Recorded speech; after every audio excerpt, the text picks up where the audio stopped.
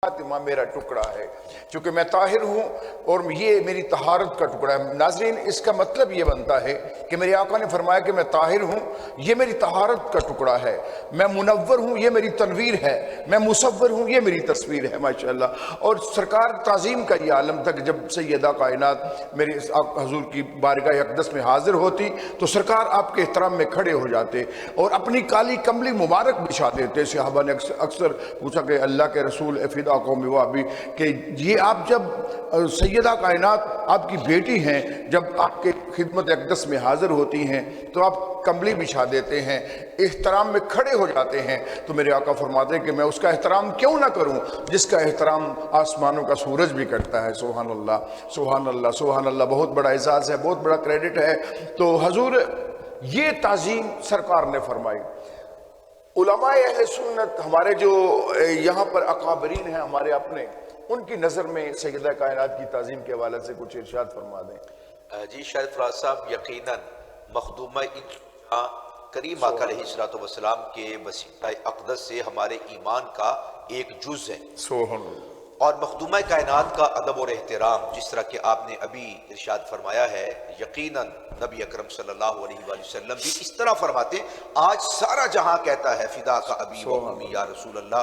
पूरी दुनिया कायनात में, अरब व अजम में करीम आका अलैहिस्सलाम के नालैन पर अपने वालिदैन के तक़द्दुस और उनके ताज़ीम और तौक़ीर को और उनके मकाम और मर्तबे को वारा जाता है और अपने लिए हम सआदत समझते हैं जब ये नारा लगाते हैं फिदा का अबी व उम्मी या रसूल अल्लाह। हैरानगी की बात यह है कि सैयदा तय्यबा ताहिरा रज़ियल्लाहु ताला अन्हा का मकाम और मर्तबा यह है कि करीम आका अलैहिस्सलाम ने 12 मरतबा सैयदा आलम हज़रत फ़ातिमा ज़हरा रज़ियल्लाहु ताला अन्हा आपको हुजूर ने इरशाद फरमाया, कूनी फिदा की अबी व उम्मी या फातिमा। फातिमा, आप पर मेरे माँ बाप कुर्बान। माशाअल्लाह, सुभान अल्लाह। ये नबी अकरम अलैहिस्सलाम ने एहतिराम फरमाया है। हमारे काबिरीन भी इंतहाई एहतिराम फरमाते थे। शेखुल इस्लाम हुजूर ख्वाजा कमरुद्दीन सियालवी रहमतुल्लाहि ताला अलैह सैयद नहीं है, मगर सैयदों का एहतिराम और मकाम और मर्तबा और आलम ये है कि सैयदजादे की ज़ात तो बड़ी ऊंची और अफजल व आला है। हज़रत ख्वाजा कमरुद्दीन सियालवी, जहाँ पर हज़रत मखदूमा कायनात सय्यदतुन निसाइल आलमीन का नाम अक़दस आता तो हज़रत ख्वाजा कमरुद्दीन सियालवी फ़ौरन से पहले अपना हाथ अपने दिल पर रख लेते और अपने सर को झुका दिया करते थे। माशाअल्लाह। एक मरतबा आप दरसे हदीस शरीफ इरशाद फरमा रहे थे, हम चूँकि हुजूर ख्वाजा कमरुद्दीन सियालवी को हकीकी मानों में शेखुल इस्लाम तस्वुर करते हैं और मानते हैं, हमारे अकाबरीन आपको शेखुल इस्लाम इरशाद फरमाते हैं, तो वो शेखुल इस्लाम ख्वाजा कमरुद्दीन सियालवी उनके एहतिराम का मकाम ये है कि आप अपने मदरसा में हदीस शरीफ पढ़ा रहे हैं।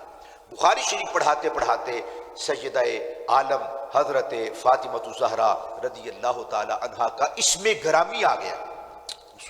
एक अजीब माहौल था, नूरानियत बरस रही थी, तमक्कुनत और सकीनत का नुज़ूल हो रहा था। हज़रत शेखुल इस्लाम ख्वाजा कमरुद्दीन सियालवी रहमतुल्लाहि ताला अलैह, आपने दोस्तों से कहा, साथियों से कहा, आप बेली फरमाया करते थे, संगी फरमाया करते थे अपने तलबा को भी। आपने फरमाया, संगियो बेलियो उठो, फौरन जल्दी करो और वुजू करके आओ।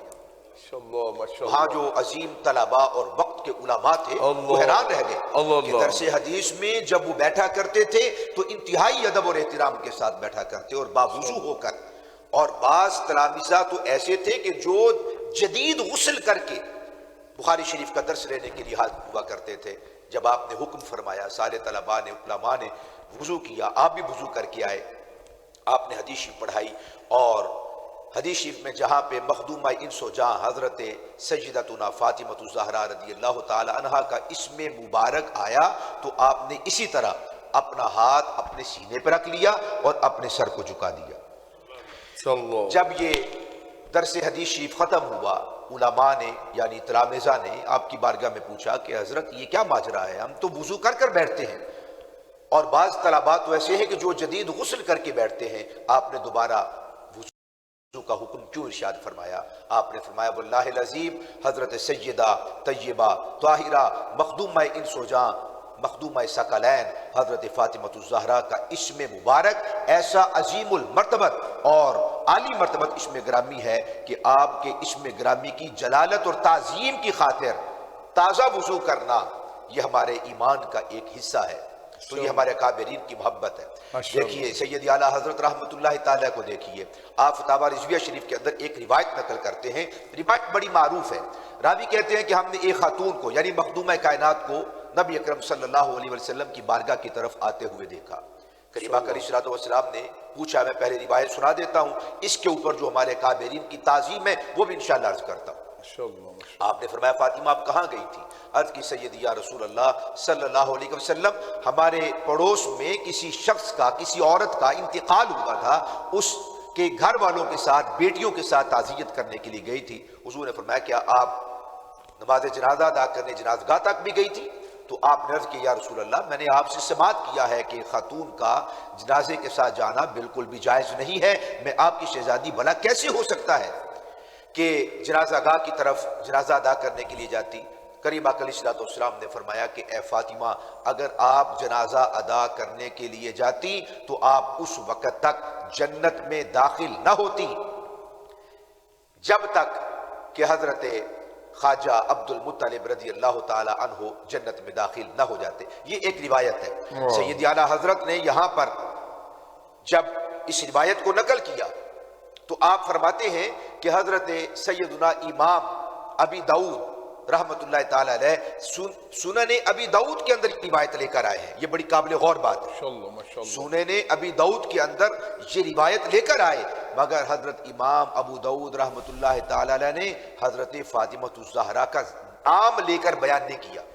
یہ بیان نہیں کیا کہ وہ آنے والی خاتون فاطمہ تھی، اور حضور نے سیدہ فاطمۃ الزہرا کو فرمایا کیونکہ اس میں آخر کے اندر شدید الفاظ تھے۔ ظاہر ہے حضور نبی بھی ہیں، رسول بھی ہیں، والد بھی ہیں، آپ کسی طرح بھی کلام فرما سکتے ہیں، لیکن آپ نے اپنی بیٹی کا نام لیا تھا، جو میں قابل غور بات عرض کرنا چاہتا ہوں، حضور نے اس میں گرامی لیا، نام لیا، اور وہ جو آگے شدید الفاظ ہیں ان کا اظہار کیا۔ حضرت امام ابو داؤد رحمت اللہ تعالی علیہ سیدہ طیبہ طاہرہ حضرت مخدومہ کائنات کی تعظیم اور توقیر میں آپ کا اسم گرامی لیتے ہی نہیں ہے، اور جو بعد والا حصہ ہے جس کے اندر شدت ہے، جس کے اندر سختی کا حکم حضور نے ارشاد فرمایا تھا، حضرت امام ابو داؤد نے اس روایت کو مکمل ہی نہیں کیا اور اسے چھوڑ دیا، جبکہ حضرت امام نسائی نے یہ پوری روایت نقل کی۔ اعلیٰ حضرت رحمت اللہ تعالی علیہ ان دونوں بزرگوں کے حوالے سے فرماتے ہیں کہ امام ابو داؤد نے بھی کمال کر دیا اور امام نسائی نے بھی حد کر دی۔ وہ کیسے؟ فرمایا اس طرح کہ حضرت امام ابو داؤد نے حضرت مخدومہ کائنات کا حیا کیا، تعظیم اور توقیر کے پیش نظر حضور کے ارشاد فرمائے ہوئے کلمات کو بھی چھوڑ دیا،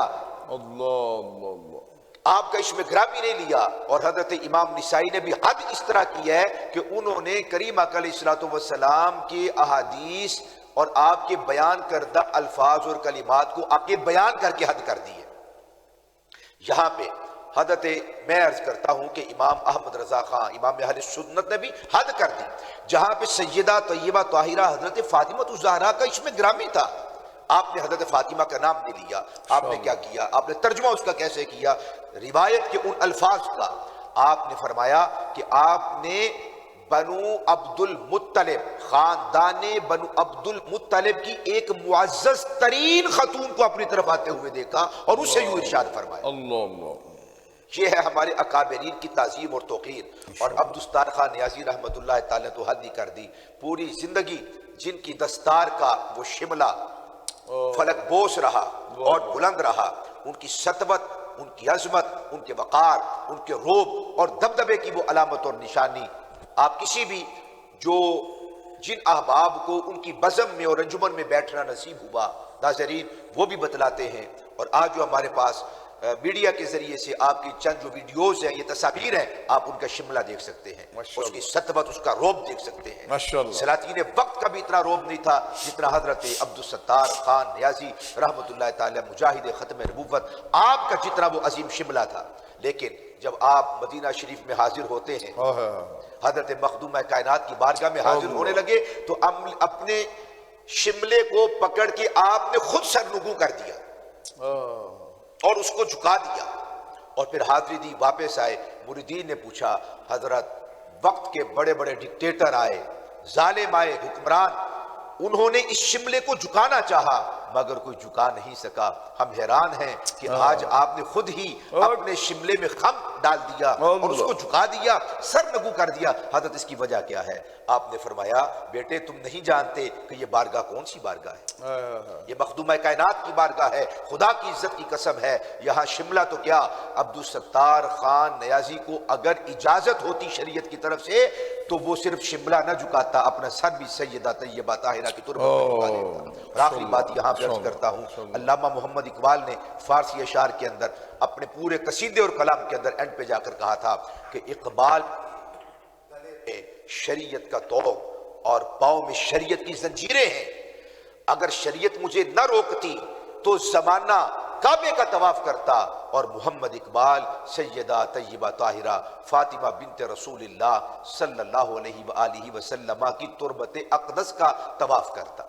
لوگ وہاں جا کے حج کرتے، شریعت کی اگر پابندیاں نہ ہوتی تو میں یہاں آ کر حج کرتا، چونکہ شریعت کی پابندی ہے اس لیے اقبال اپنے سر کو روکتا ہے اور حضرت سیدہ طیبہ طاہرہ کی تربت کے آگے اپنے سر کو نہیں جھکاتا، یہ بس وحدہ لا شریک کے حضور جھکاتا ہے۔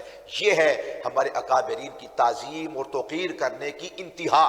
خلاق رب یزل ہمیں بھی ایسا احترام اور بے حد تعظیم و تکریم کی توفیق نصیب فرمائے۔ ماشاءاللہ، ایسے ثنا خان